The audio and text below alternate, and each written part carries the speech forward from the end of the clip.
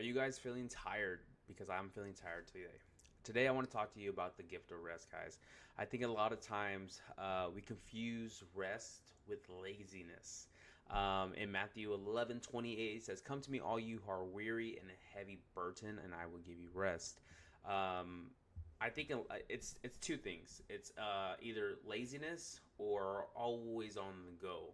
And as a person that does both, I speak from experience that it's hard to have a balance. Like sometimes some of us are very goal oriented, always on the go. We know what we want to do. We know how to get there. We're just gonna get it done, get it done, get it done. And then next thing you know, we look back and we worked our life away with nothing to show for it other than monetary value, maybe. But some of us lose relationships in the process with family, loved ones, and friends. And sometimes we go to the other side of laziness where we don't know what we want to do. We don't know how to get anywhere. So instead of doing something about it, we just sit and do nothing. That's a form of laziness. Doing nothing is a form of laziness. The other thing too is just having no ambitions whatsoever, or and choosing not to do anything because we don't want to do anything. Um, so I'm talking about a different rest, and so a lot of times, especially with here, he's talking about like a burden, a heavy laden. This is the kind of rest that you get from just tiredness. And so what I would want you to do is understand that when he talks about rest, it's not he, he says rest, but he says he will give us the rest. He always points to the fact that he is the focal point of life. And whether you're on the go or you're just being lazy, none of it is focused on Jesus. None of it.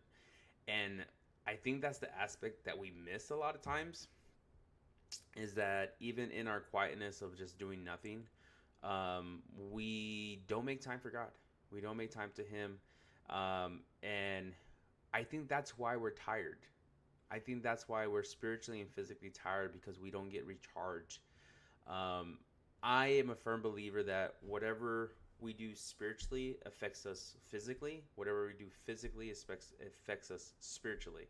So what I mean by that is, if I'm not doing, let's say, my devotionals and being with God and meditating on His Word, physically that's gonna come out in a way, shape, or form of me just being always just physically tired. I'm always gonna be in just a bad mood. You know what I'm saying? Um, Physically to spiritually, it's like if you're sleeping around a lot and you're out and about and just always going through different men and women, that is not something that just stays physical. That hits you internally and spiritually as well, and it breaks you, and it holds on to you. Especially think about like when you were younger, when you fell in love with somebody and you had a physical relationship with them. You were there with them every day. You did things every day, and let's just say they broke up with you and it wasn't a great breakup. You didn't just feel that physically.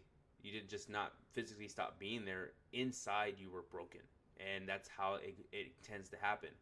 The Lord tells us that He should be the focal point of our life, and that's where we find the rest. Whether we're on the go or we're just doing nothing, we need to focus on Him and find rest in Him, because then we can truly understand what it means when it's time to focus on the world and our friends and our loved ones.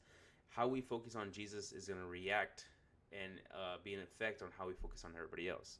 Um, I would highly suggest that whenever you decide to take a moment to yourself and just rest, I would rest in the Lord.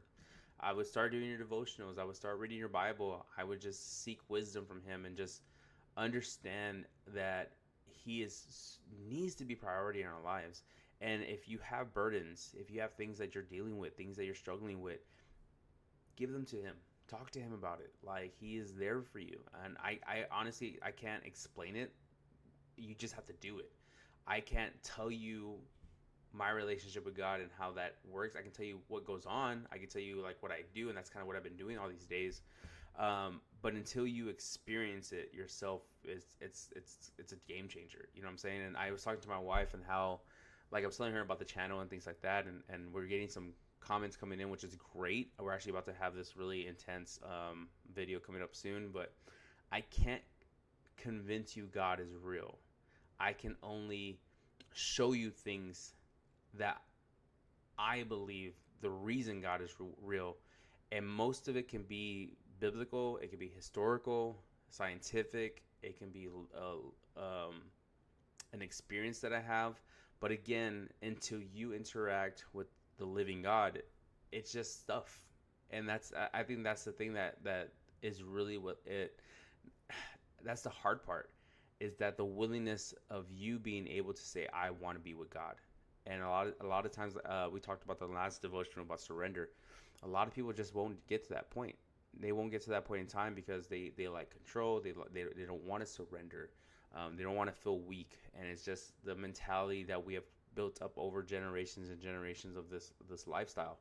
And it's gonna take something to get people to the point of being willing to let God in at some shape or form. And hopefully, and it can even go to the matter of fact, a lot of people are like, well, I used to be a Christian, I used to go to church, my parents took me, I used to go. um, that's great.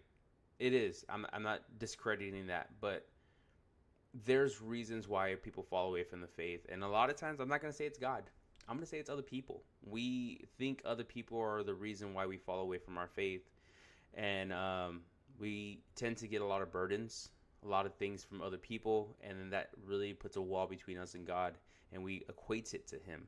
And so, what I would encourage you guys to do is rethink about your relationship. Have some rest, get quiet time, and start talking to Him again. Just, you don't got to tell nobody what you're doing. You don't got to tell your friends or your family. Just you by yourself in rest in Him, and just start talking. Just having a conversation. It doesn't have to be the most spiritual conversation in the whole world. Just have a casual conversation like if you're having it with a friend. So I encourage you to have that type of rest in God's presence, and whatever you're carrying in your life, give that over to Him. So that's what I encourage y'all to do today. I hope you guys have a great day. Talk to you later.